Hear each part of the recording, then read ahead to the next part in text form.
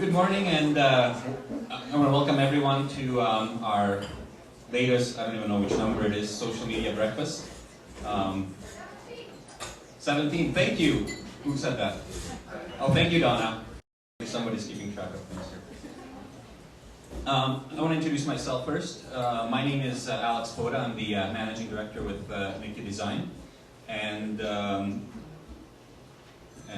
we'll get this to the next. There we go. Who's here for the first time at the social media breakfast? Wow, that's quite a number.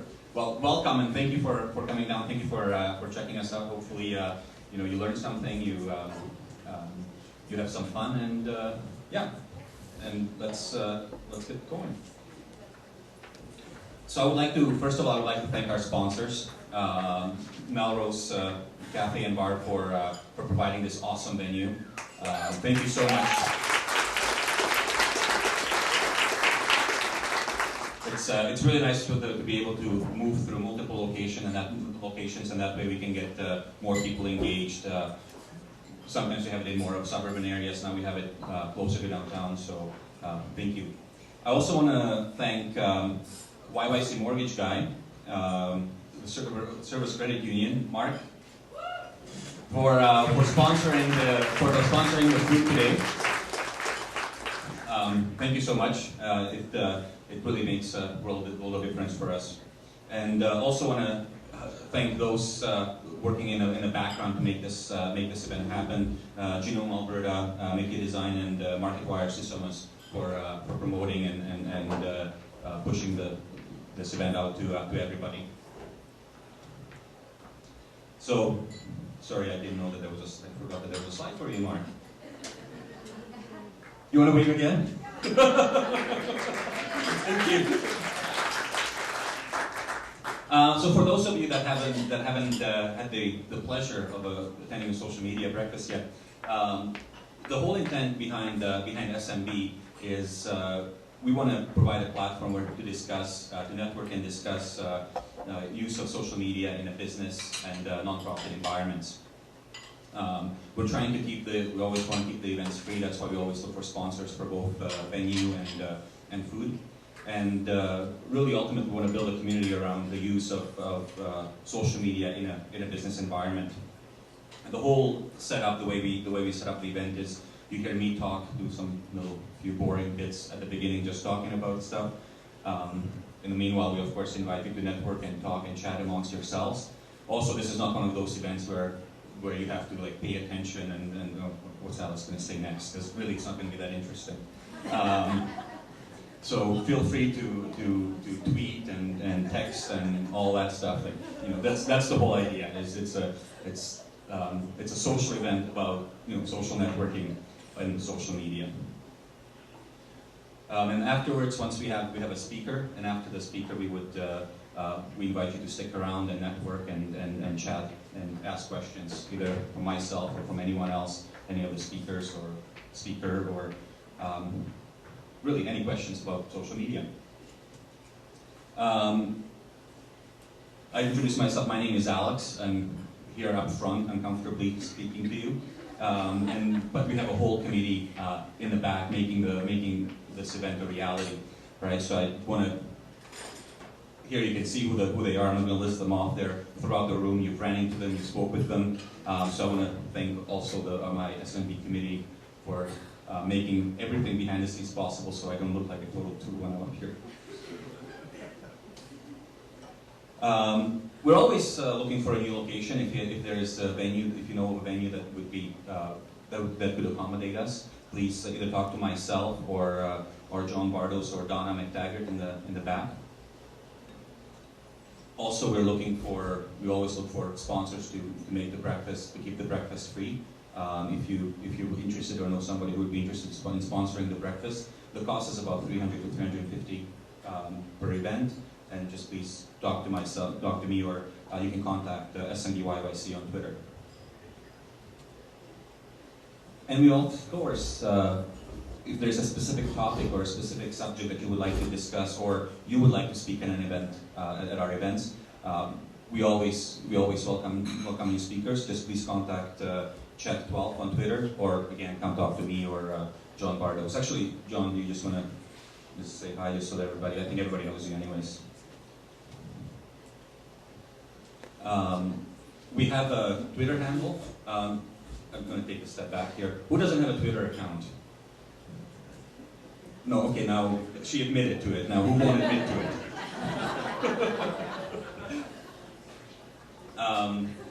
So we do have there's a Twitter account for the SMByyc that we invite everybody to follow, so that you have, so that you can get all the updates of what's happening with the SMByyc. And of course we have our Twitter hashtag SMByyc. One thing that we're seeing quite a bit of a varied group at these social media breakfasts. We have everywhere from well, experts or professionals or seasoned veterans to people that are really just starting for the first time. So we want to see if there is any interest in more of a hands-on workshop to get you started in social media. If you have any questions on that, you could please contact John Bardos at makeyoudesign.ca. He's kind of one of the coordinators behind the SMByyc. And for those of you who will happen to be up in Edmonton on Friday, the 29th, we're having our Edmonton social media breakfast. Our speaker there is going to be Jennifer Banks, and it's going to be held at the downtown Edmonton at the CBC Center Stage. Our next social media breakfast is going to be May 20th at 8:30 at the Mount Royal University. And we'll have, our speaker is going to be Sarah Bloom.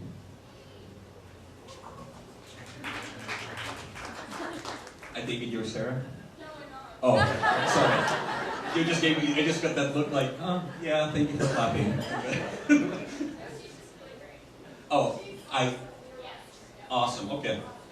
I believe you, Don. I also just want to point out the Mount Royal University is hosting a social media conference Thursday, June 23rd, and we've got a few speakers that have also spoken at the social media breakfast previously. Our keynote speaker is Scott Stratton, also known as Unmarketing on Twitter, but we also have Ernest Barbaric, Richard Anderson, Karen Richards, Doug Lacombe, Eric Weaver, and Greg Hansel speaking at this event. So, yeah! Really, the information overload, huh? All right, and like I said, the boring part is almost finished. I would like to introduce Michelle Bird at Elevated HR on Twitter. And, come on, Michelle.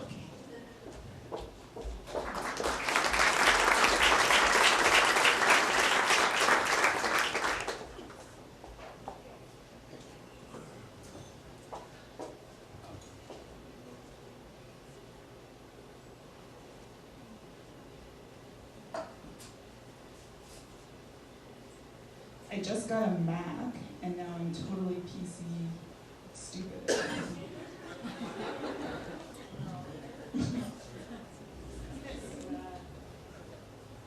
Okay. Hey. So I'd really like to just say thank you so much for coming out. It's very rare that an HR professional can actually sell out a room, so I love that it says sold out. I guess before, and really I want to thank the social media, or SMByyc team for inviting me to speak here today as well. They do such a great job. I've come to a couple of their events, and I think this is just a great opportunity to network. So, thank you. And I was warned about that, so. Sorry, Tony. Before we begin, I figured I would just give you a little insight as to who I am. I've had 12 years of human resources experience, and I began Elevated HR in 2007. But I took a brief hiatus in 2008 when I was offered a senior vice president role at a company here in Calgary. And I spent 2 years flying around the world, terminating people. I was basically up in the air George Clooney. So I decided I needed to make a change, and I recreated what Elevated HR is today. And I really just provide reactive consulting services to small businesses. Now, that being said, in July, my life was actually threatened by someone I terminated. So that was really the pivotal moment in my life where I said, oh, it's time to get out of this now. So I don't terminate anymore, I just help with terminations. Social media for me has represented, I've been in business now for about 8 months, really, and it's probably represented 30% of my business through my blog or Twitter. And on top of that, I write a lot of social media policy. I recruit through social media, and I've had to terminate or help terminate people because of social media faux pas. So that's really what we're going to talk about, are some of those examples today. But enough about me. I just want to know who's self-employed in here. Okay. Who would consider yourselves an employee? Okay. And for those of you, are there business owners? Okay. So where you have at least one employee? Yeah. Okay. Okay. So it's a good mix. I think even right now I don't have any employees. I'm about to launch something new coming up very soon. But I think, you know, even for those that are self-employed, there's been sometimes, actually just, I was in Vegas last week and I tweeted something that I wish I could have taken back. So now you'll see I have Michelle Albert for me as a personal, and then there's Elevated HR. So really today's focus is just giving you some quick insight into an HR professional. We're going to review some major faux pas to avoid, and then plan ahead regardless if you're an employee, an employer, or even self-employed.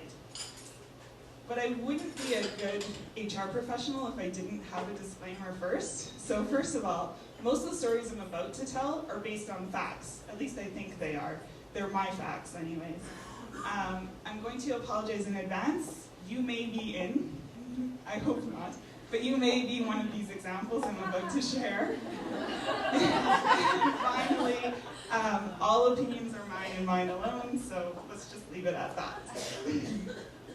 So I'm going to set this up. In December, I was looking for an administrator for a company, and the first thing we put on top of the job description was, we want someone who is there to give a good first impression. Okay, so she applied, and when they apply, I send a questionnaire, went through the questionnaire. I'm down to now, from 100 candidates, probably down to 30 candidates, and then I do my Google search, my Facebook search, my Twitter search, and my LinkedIn search. And this is what she had on Facebook as her profile picture. So she's outside, sitting on a toilet, with her pants down, and she thought that was maybe a good first impression. So needless to say, this was very easy for me to put her resume under G for garbage. So we were done. Now, that's here in Calgary. The Toronto police actually made an offer to a gentleman, and he was about to start the academy. When that's after he had already signed the document, they decided to do a Google search. And they find out that Sean Pearson is a UFC fighter under the name of Sean Pimp Daddy Pearson. He's on Twitter. Now, he hasn't used this for 3 years. He'd actually been out of mixed martial arts for 3 years. And the Toronto police said, that's not the image we wish to portray, thank you very much, you're done. So he took them to court, and he lost. They actually said that it's not discrimination, that it's not the image that they would like to portray, the Toronto police, and therefore they can withdraw an offer for any reason. Now, if he was Muslim, that wouldn't work, that's discrimination, but because he was Sean Pimp Daddy Pearson, they could withdraw the offer. So, my biggest thing that I try to show people, especially young people, recruiters will search you out. They are looking every single place for you right now, and it's not considered discrimination. You have no case. So anything that you're posting, and I don't know if any of you have seen, this was just recent, but a young lady out of UCLA, I think, went online and she was very discriminatory towards the Asian population. I can't imagine her ever being able to find a job in the future. So you know, those little moments in time that you wish you could take back, they could impact your future job. So, speaking of another one, this I would have liked to have actually shown you the YouTube video, although it is quite gross. This is a Domino's employee, and for about 4 or 5 minutes, they are doing disgusting things to food, and then they felt like it would be a good idea to upload onto YouTube. Well, of course, they got fired, but not only did they get fired, they are now, him and his cohort, are being sued for $600,000, which they don't have. They're Domino's employees. Domino's handled it fairly well. They tried to address it, but at the same time, the brand is completely destroyed. I know myself, I will probably never go into another Domino's restaurant. And then this story is quite popular as well.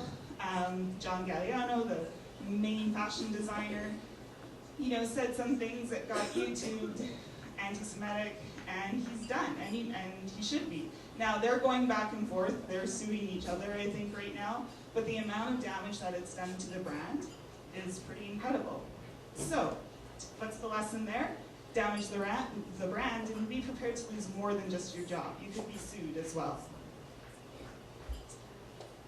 Does anyone know what astroturfing is? What is it? If you're referring to athletics, like the field at, that? No. So, I feel shamed. sorry for bringing it up. Astroturfing, if you go to the Urban Dictionary, it's actually a way to promote your image falsely. So they'll pay for reviews, they'll put comments that employees will actually go and they'll put comments on sites, but it's their own comments. So this is Honda, posts this new design on their Facebook page. And I guess, there was a ton of negative comments. So then this gentleman Eddie decides, well, I'm gonna write, it's an interesting design, I would get this car in a heartbeat, etc. And the next guy says, oh, it sounds like you're trying to save your job at Honda. And then the next guy says, actually, maybe you like it because you designed it. You're the product designer on LinkedIn. It gets worse.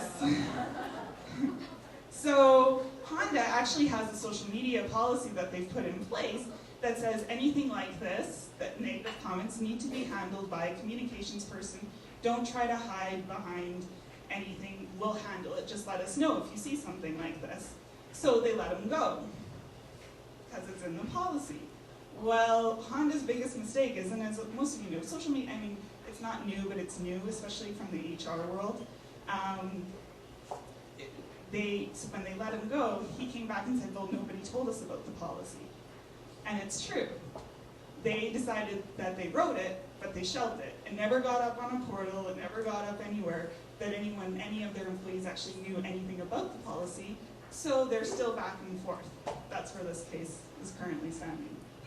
But, like I say, the negative comments online need to be dealt with accordingly, but at the same time, the company policy, if you have a company policy, it's your responsibility as the employer to share it with the rest of the staff. All right, let's bring it back home. Sunshine Village terminations. Have anyone heard these stories? Okay. So I won't go into it too much. And again, from an HR perspective, that's really what I'm looking at it from, is when you have a term. So for those of you who don't know, very quickly, 4 people right around Christmas time were let go. They were let go for cause, which means they get 0 severance. So right now they're back and forth in court. That's the gist of it. What I really like is this. So then Sunshine Village shuts down. There's so many comments, negative comments. They shut down their entire site. You can still go see it, but you can't write on it. And there are 694 people now like it, whereas I love our ski patrollers are now, this is actually old, it's over 9,000 right now. So when it comes to terminations, no, I'm from an HR perspective, you can't talk about it online. You can't talk about what are the issues. However, if I was in a restaurant or if I was in a situation like this where employees are very collegial and you know that they're going to support each other like crazy, you have to have an extra plan on hand behind that. How are you going to deal with the public discussing it? And that can all be addressed in the policy. You just have to think about it beforehand. That's the big thing. And what I found was, and there are so many other details out there specific to this, but what I found was people from Sunshine were actually talking about it, but they weren't identifying themselves as Sunshine employees. So again, it kind of goes back to that astroturfing. If you're going to say something, you got to make sure you deal with it. You deal with it as a team and go forward from there. So for me, the lesson that was learned here is really understand your audience, because I don't think it was in this case, and finally plan accordingly. Okay, so the biggest thing for me on Facebook is it asks you what's on your mind, but that doesn't necessarily mean you need to say what's on your mind. Back in 2008, I had an employee, she was actually on my team, I'm kind of embarrassed to say this, but she said, I hate working in this shithole for 37.5 hours. And I got sent to me, I wasn't her friend on Facebook, but it got sent to me, and I just said to her, well then, maybe today is your last day at this shithole. And she resigned. But we didn't have a policy at this point or anything. So, in September of this year, or last year, my first client actually gets an email sent to him with one of his employees complaining about the service changes that were going on at his dealership. And he phones me and he says, what can I do? Well, they didn't have a policy. They hadn't talked to anyone about social media. And I said, well, your risks are, if you let him go with cause for doing this, he may take you to the labor board, but if you pay him out a small amount, it'll probably go away. So we paid him out a small amount, it went away. A month later, Mazda in BC had a similar situation. 2 employees were complaining about their boss. They forgot that their boss was their friend on Facebook.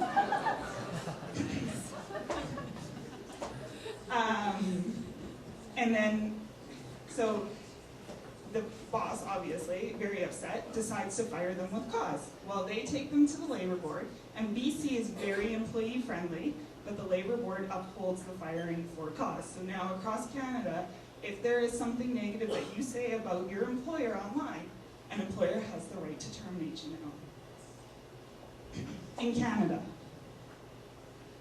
In the US, the Connecticut EMT, she was complaining about some of the patients that they were picking up. She went online to do so, got sent to her manager, they fired her. But she was in a union, first of all. I don't know how you can just decide to fire someone in a union, it's totally different. And they claim freedom of speech. So she gets to have her job reinstated, but they said in the US that if they would have had a policy on social media, she could have been terminated with cause. But since they didn't have one, she gets her job back. So, the lesson learned here, venting online could lead you to have nothing to vent about. I mean, I think, and if you really don't like your job and you feel like you need to go online to vent about it, I would encourage you to look for another job, and I can even help you with that. So, employer responsibilities. First of all, you've heard me say it a few times, make sure that there is a social media employee policy in place. All of you freelancers who do social media strategy, I would encourage you to encourage your organizations to have a social media policy. And there are very few, I'm finding, that have that. I am very busy writing social media policies specific to different organizations. In the policy, you want to talk about things, well, different things, but you should also have a plan for astroturfing. Some organizations actually like to do that, but make sure you know what your strategy is. Be careful about trademark and copyright material. Organizations are being sued left and right now by lifting stuff from the net. Make sure you have something about full disclosure, respect privacy, and finally, the other thing that I really encourage employers to be careful about is any type of development, specifically with Facebook. Everyone's got an idea that works with Facebook. Make sure Facebook's on side, because they're suing everyone right now. So what to include in a social media policy? You want to identify what sites, what does it pertain to? You want to identify who can speak on behalf of your company. Is it everyone, or is it only certain people? Do you want disclaimers? And you'll see that often employees have tweets on my own. That's good. Then you know that they're not speaking on behalf of the organization. Some of my clients actually help their employees write disclaimers. You want to talk about how negative comments are handled inside the policy as well. What are you going to do if you get negative comments? Social media is an awesome tool, but there is going to be something negative about you occasionally. And then make sure if you talk about logos and trademarks, can you use, I often get employees asking, can I use the logo of my company in my avatar? Well, some companies are against that, so make sure you just address it. And finally, the biggest thing, consequences. So what happens if they don't follow the policy? What are you going to do? That's the only way legally you can terminate if those consequences are in there. But I think employees can't be completely off the hook either. So, if you're posting online, ask yourself, could this affect my future? You know, stuff, and like I said earlier, a client even called me out the other day I was in, like I say, in Vegas, I was playing beer pong, it was after midnight, and I really wish that app that was available, that, you know, it deletes all of your tweets after midnight, I wish I had that. It wasn't bad, you can still, I didn't actually end up even deleting it, just a client kind of looked at me sheepishly the next day, so it's like, okay, I get ya. Posting online, could it affect your current job? So, you know what, you're really frustrated today, if you're gonna go tweet something, you're gonna go post something in your status, if somebody finds that, could they print screen it and send it to someone, and could it hurt your job that you're in right now? I also think that it is the responsibility of employees to help protect the company brand. So if you see negative comments that are being posted about your company out there, help your company, make them aware. But it doesn't necessarily mean you have to address it. So ask yourself, should you be speaking on behalf of the company? And if you don't know, ask your employer. And finally, remember, HR is always watching. Just kidding, kinda. But we are. Does anyone have questions? Yes, in the back. Sure, if you could comment on your thoughts on how you feel communication departments and HR departments should work together. That's a good one. I think that they really do need to work hand in hand. How big is your company, or the company that you're? No, I'm not communications or HR. Oh, okay. Well, you know what? I really do think that they do need to work hand in hand. Point blank. That's that. That everyone needs to be on the same page. I call myself, and whether I should or not is uncertain, but I call myself an HR renegade. So I'm the big advocate of doing what's right for the business at the time, right? So who's ever owning something or taking ownership of something, they need to have accountability. And so if it's communications that has that accountability, great. But the best teams that I've seen is when communications and HR work together and they have the same consistent message internally and externally. Yeah. I have a question. Recently, I think it was Mark Jacobs, the intern, like, went insane on their Twitter account, and I was wondering what happens if negative comments are posted from your company's official page. Well, it's very similar to what's happened with Domino's, the Christian Dior example, the same thing. I mean, obviously he was fired, terminated for it. But the brand issues that are coming up, I mean, with it, that's where companies have the right to sue. Not so much in Canada, it's not as prevalent to do so here, although more and more companies are certainly talking to lawyers about it.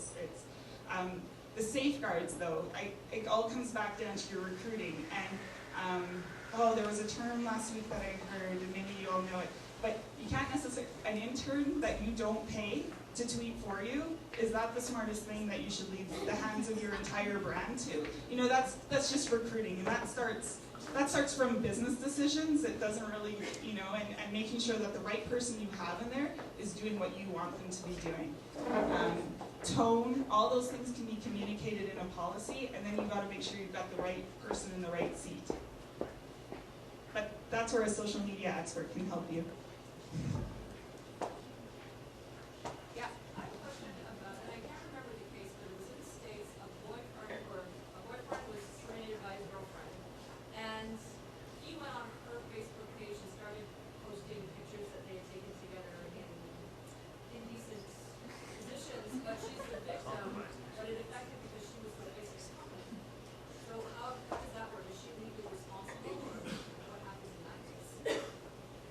don't recall this particular case, and you would have to kind of know all the facts before making a decision, obviously.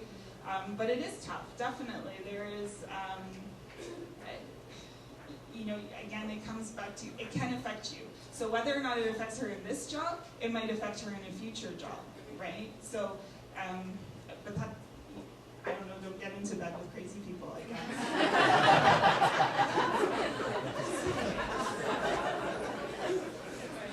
Yeah? Hi. I'm not totally educated on the whole social media subject matter, but I'm just curious because it is such a prevalent way to communicate now. Is there any sort of Canadian social media standardization? Is there like an association or a group that is standardizing it? Alex is shaking his head, so I'm assuming no? No. Do you foresee that happening in the future? Or? Well, ironically, it's organizations, because it's very community driven. Anything about social media is community driven. So it's really although there's no standards, there's no national body that kind of adjudicates anything with respect to social media.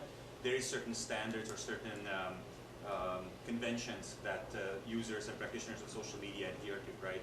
That, you know, especially in a professional environment, how you use Facebook, how you use Twitter. So there is things like that, and it's actually events like the social media breakfast that typically drive those things forward, right? It's anything to do with social media typically is very grassroots. As soon as you put in like some overarching body at the top, it's just not going to work. It's people don't follow the rules just because somebody says that's the rule, right? But there is certain conventions. I don't want to be the wrong person or anything. I just thought it's easy something you're referring to. The challenge, and I mean those that use social media can relate to, is that social media is evolving all the time, right? I mean, we talk about, like, we usually mention Facebook, Twitter, LinkedIn as some of the platforms because they're the most popular. But I mean, there is hundreds of platforms out there that get used, right? And each day introduces a new platform, or you hear about a new company that brings out some other platform that people jump onto, right? So even if you try to establish the rules, it's just not possible, right? Like, we've created this, like, social media is really like a global, almost like global chat room, you know, that enables people to connect irrespective of distances. So precisely. Yeah, I mean, And that's, not everyone has that. like the saying goes, common sense is not that common. Well, and that's where I think a lot of the power in social media lies, and is in the fact that there is no guidelines or restrictions. Granted, yes, people need to have common sense, but as I was talking to you earlier, it really gives the people the power to stand up for what is right and unite to form a different sense of democracy. Yeah, absolutely. Callie? I might make a suggestion, and that is if you have a business similar to another business who has a policy in place, ask them. You know, have something to work from if you're kind of starting from the base level. And that's sort of the beauty, is that there's no barrier. You just ask them, hey, would you mind? I'd like to take a look at your template. I'd like to build my own. And generally speaking, people are pretty positive about sharing. Or I can help you.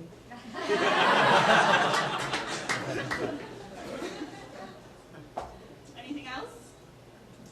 When you're doing your recruiting, and that example where you came across, you send a questionnaire and then you go and check social networks. So when you say, okay, well, no, I'm not interested in this person, do you ever go back and be like, this is why you're not getting hired? So in this case, I did feel that I had like some sort of duty to do that, only because, and you know this, Haley, that young women in general are something that I want to see progress. So I did go back and I said that was a very interesting choice in profile picture. Unfortunately, you know, and so it wasn't, this is why, but it was an interesting choice in profile picture, and unfortunately, we're not going to be able to continue with your application. So, Yeah, 'cause, I mean, right now, when we are recruiting and hiring, and right now we have like an entry-level position, so it's posted on like university boards and things like that. And we've been getting applications in, and it's like we read the cover letter and whatever, and then the first place we look is Facebook. And just yesterday, it was like we looked and it was like, no, definitely not to these people. And the one thing we're thinking about is like, is it our responsibility? Not responsibility, but should we be going back and being like, you know, thank you for your interest. You're not really what we're looking for. Whatever, however we phrase it. P.S. You might want to think about locking your Facebook status or something, or your Facebook profile. Because it just, to me, it seems, again, like common sense that you don't have, you know, questionable material on your social media tools, but also it should be private and locked up. Yeah, absolutely. Personal brand is something that we could discuss for, you know, ever, basically. And it's just that. It's teaching etiquette, and again, it doesn't always exist. So, hi. For what she's saying, from an employer standpoint, if you do, like, you're in a consultant role and a recruiting role, so it's easier for you to go to a candidate and say this is why. Yeah. But as an employer, directly, are there any legal ramifications we should be thinking of if we tell them it's because, you know, like I said, the legal court case came through on Sean Kim's daddy, you know, Pearson, and they said that it's not considered discrimination, that an employer has complete control over who they want from a brand perspective. Yeah. So, and that was a court case so yeah, I would have felt the same way as you, Kathleen, originally. But when I read that, then I felt, okay, we're good now. Thank you. Yes. Sorry, I have a question. You yourself said you had your professional account, and then you started up a personal account, obviously, because you didn't want to intermingle the two. Right. I do the same. I run a Twitter platform, Melrose, part of a group, but I have my own personal. But then how did, like, I mean, I tweet a lot of things differently on Melrose than I do on my own personal account. And how does, I mean, ultimately I have two different lives. I mean, what I do professionally and maybe differently than what I do my personal. How does that, how can I not get those two to, you know, like how you say you search me on Google, you might find stuff that I tweet professionally on Melrose and stuff that I tweet personally, and which are you going to judge? Yeah. Does it actually say who is tweeting behind Melrose, though? I normally put my hashtag along with, my tag along with Your tag, you do. And Okay. on our profile, it's got the 4 Twitter handles. Like if you go to the Melrose page, Okay. we're full disclosure with it. Yeah, and I mean, though, I think at the end of the day, you represent, you know, professionally, you represent the brand that Melrose wants. And I think, okay, Allie, I mean, I'm going to just pick on you just a little bit. Only because one day you were tweeting what you thought was yourself, right? You told me the story. Okay. And then about a nail. And then it accidentally went on the Melrose, right? And there are those moments, but that's where, now, a nail thing, is that a big deal? Probably not, and you can say oops. And Melrose is the type of establishment that can make that fun, and we'd understand that.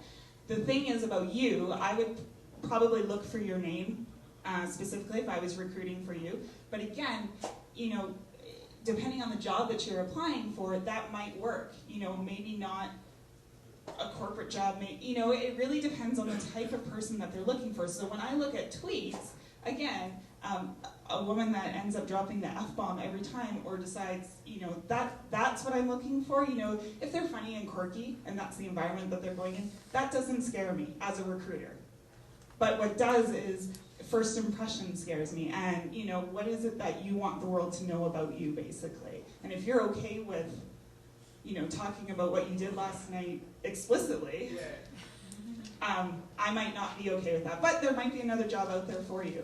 Like my status updates, my personal tweets are very usually, even on my own, are still, you know, I'm still cautious on my own personal brand. But when you take Facebook, for example, my profile picture is very professional, it's nothing, you know. But I mean, obviously, if you go into some of my pics when I was a lot younger, I have some crazy party pictures. How is that going to affect?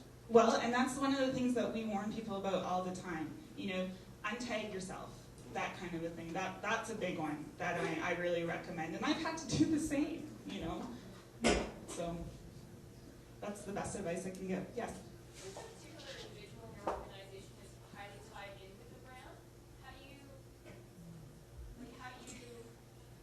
we have an executive director who's very key to what we do, and it's very important that she is part of all of our communications, including our social media. So when it's that heavily sort of enmeshed in each other, how do you do to sort of protect the organization and that individual? I think, okay, so I'd love to be able to answer it, but I think that there's so many other variables that it really depends on the type of situation. I mean, at the end of the day, for example, at Elevated HR is mine, but I'm about to launch, new staff, and it's not just going to be me tweeting, and yet I still very much want the tone, to reflect me. Yeah, and the way I would, because, I'm not as professional always either, and I don't necessarily want to be a stuck-up organization, but I want the tone to be something that I'm proud of. I'm the, president, and so, again, depending on the situation, I would probably trust, it starts off with trust. I think that's a lot of it too, making sure you have the right person that's helping you with that. But again, I can't answer without knowing more of, okay, yes. Hi, to tie into her question, it's actually part of the communication strategy. So apart from trust, you also have to develop a strategy and identify who those important people are to represent your brand. Absolutely, absolutely. And that's why HR shouldn't always be, I just write the policy. You tell me what you want, you tell me the communication side decides what it is that they want, what they want to represent, and then someone like me comes and helps, word that in such a way that the business is protected. Yeah? Maybe tying together the last two questions. What are your thoughts, or how do you draft a policy that does its best to protect against astroturfing, but still encourage the champion for your brand on a lower level to be free to go out there and do it at a grassroots level, much like has been done with open source products? Yeah, absolutely. And I think it's just that. Open communication is the best way. Look, we're not going to make you, we're not going to pay you to do this, but if you like working here, please tweet about it. We want you to. If you're going to tweet about it, if you're going to make comments about it, here are some guidelines to adhere to when you're doing that and to think about while you're doing that. That's what I would do in that situation. Yeah? I don't know if because the internet is so boundless, but my question is, what do HR professionals see when they search you that I might not if I Google search myself? Are there things, if I do Google search on myself to see what comes up, am I going to see everything that an HR professional would see if they search me, or do they have other ways of going about it? I'll speak on behalf of myself only, because there are other HR professionals in here. I have no superpowers other than what's on Google. That said, though, it's interesting. So Google specifically, if you go put my name in there, and I think I'm getting a little bit better because I'm learning SEO, but initially when I first started this, I was two things. I was a children's books writer, a children's story writer, and I wrote porn. So Michelle Berg did anyway. I shouldn't say I did. And so it was really important for me to get my SEO levels higher that, on LinkedIn, thank goodness, is really good at that, and Facebook is too. So now that's, when you Google me, that's what comes up first. So we try to use common sense as well, definitely. I would say your blog is important, your Twitter account, and then Facebook, and LinkedIn. LinkedIn for me, what I do is I make sure the resume you sent me matches the resume that you've put on LinkedIn. Because what's different there? So and literally we don't have that much time. I mean, I can get, for one position, I can get close to 200-300 applicants for a position. So I'm not going to be scouring 15 pages in Google at all. I have my Twitter account in public and my Facebook is private, but what would come up on through Facebook, unless I guess if somebody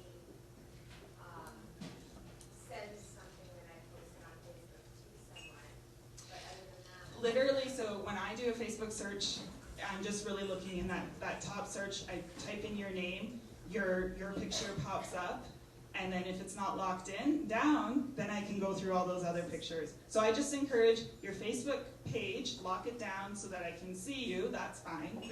As long as that profile picture represents who you are. I could have shown another one from that same search that I did. She had a couple of guys in Santa hats naked as her profile picture, because it's right around Christmas time. So, that was the same situation. I used the same. So just make sure your profile picture represents the brand that you want if you're looking for a job, and then lock it down. But I am a snoop. I do like to look at all the pictures if you allow me to. So, yeah. I heard the expression once, are you Googleable? So everyone understands that from a company point of view. I've told a couple people, and you maybe can confirm, I put out a Google alert for just my name. Spelled it right, spelled it wrong, Google alert, and that way if anyone says anything about me, I'm going to hear about it pretty quickly. And then I can see, is it positive, negative, I can deal with it right away. Right. That's great. I actually haven't heard of that, but that's probably a really great thing to do. So it could be your company. Yeah. It could be whatever you want it to be. Your, your wife. Yeah. Where is she? Back in the back again. Yeah, so I just want to give everyone a heads up because I don't know how many people know, but they've started rolling out in America. Facebook is actually just going to start automatically suggesting tagging and doing facial recognition. It'll probably be in Canada within a year. Just a heads up that people won't even have to tag you. Facebook wants to start doing it itself. And potentially, as Canadians, we can stop that. Okay.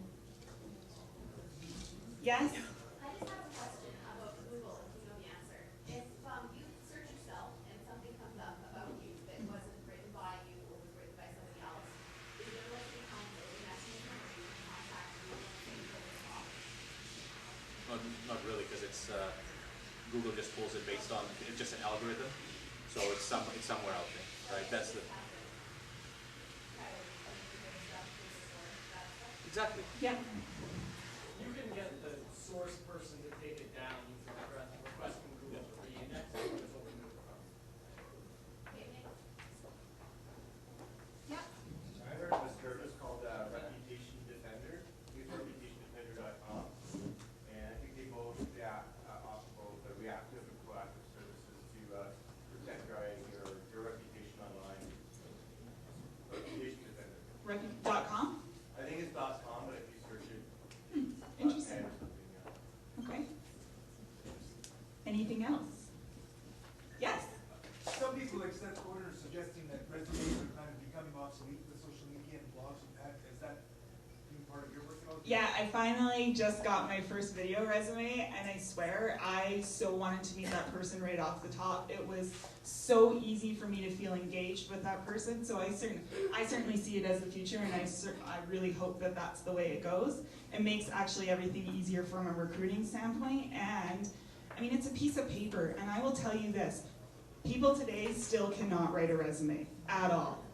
At all, and I'm trying to figure out how I can help people more do that. So the video resume really represents who they are immediately. What was in that was so what did you like? You know, it just, she gave, basically it would be like sitting with her in an interview format, but she showed different parts of her life, what she was into, and then she talked about her skill set, and she, but because fit is so important and employee engagement and culture is so important when you're hiring, to see that personality come out right away. And I won't say just do video resume, accompany it with a piece of paper, but to be able to see that person right away, it just makes a huge difference.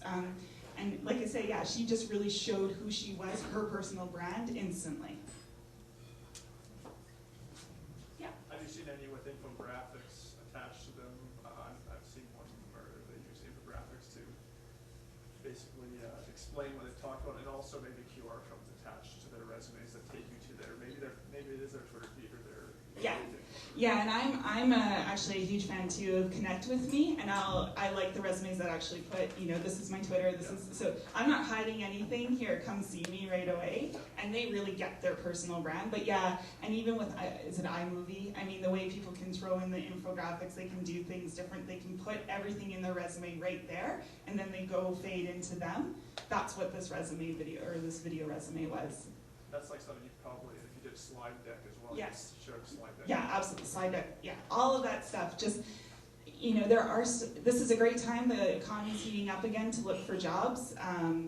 But that being said, you still want the best. And so if you want to be known as the best, you got to do something different. Yeah.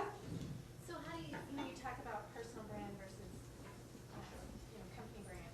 So I'm a blogger, so I have a personal brand around being a blogger kind of thing. Mm-hmm. But I also, like, if I were looking for a job in social media, would you still put that, like, because I have a very successful Twitter account, but would you put that on there, on a resume? Because I don't have a work thing, because my company doesn't have a social media policy. So I'm afraid to blog about much in my industry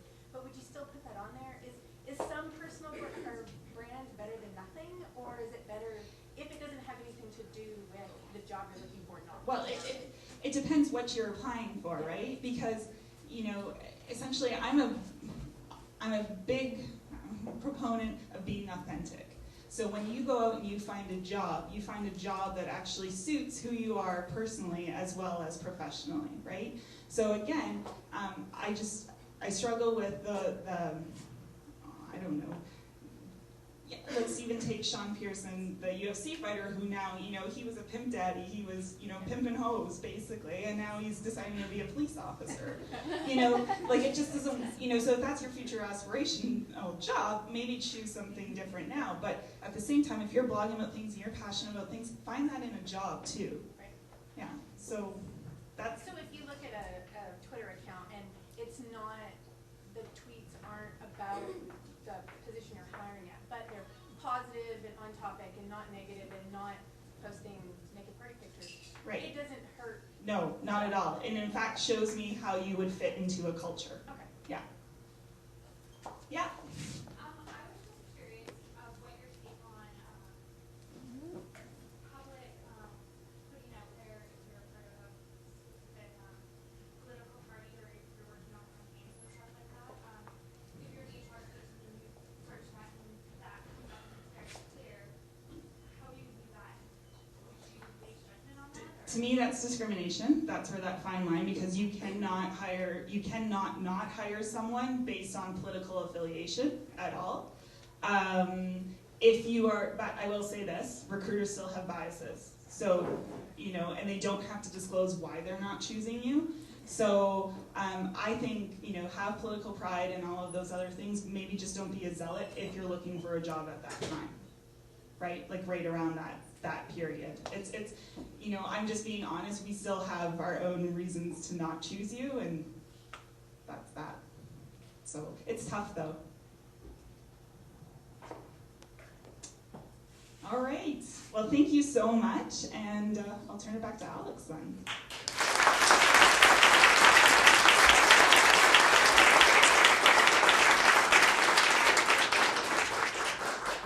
Thank you, Michelle.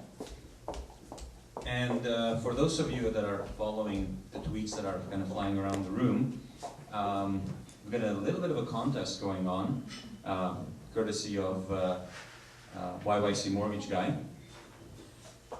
Thank you, Mark. And the first contest is the most interesting tweet regarding SMByyc, regarding the topic today. And Chet has been monitoring our Twitter feed, so who's the winner? My phone just froze on me. I'm sorry.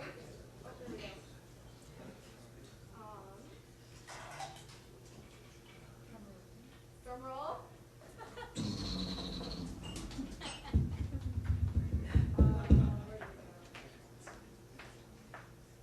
Yep. Can someone have my back here? Anyone else see a great one?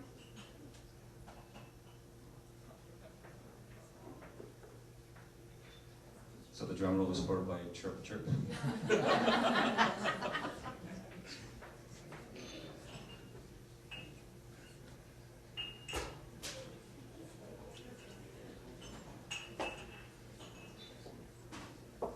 And while looking for that, the second, we got two Petro-Canada gift certificates, or gift cards. And the second one is for the most creative way to promote YYC Mortgage Guy, as it should be as appropriate.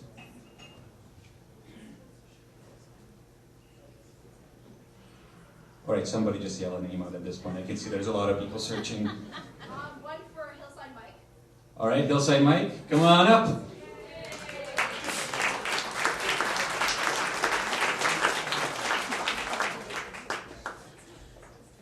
And what did he say?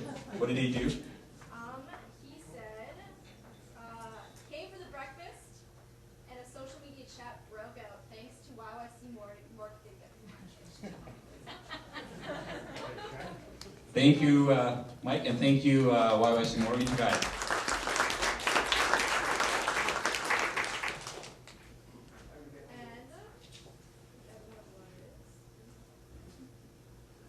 As you can tell, this was a very last minute thing. I speak Canadian, that's a pretty good one.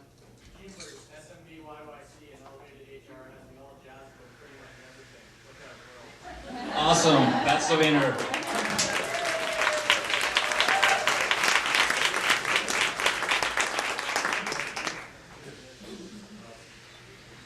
There you go.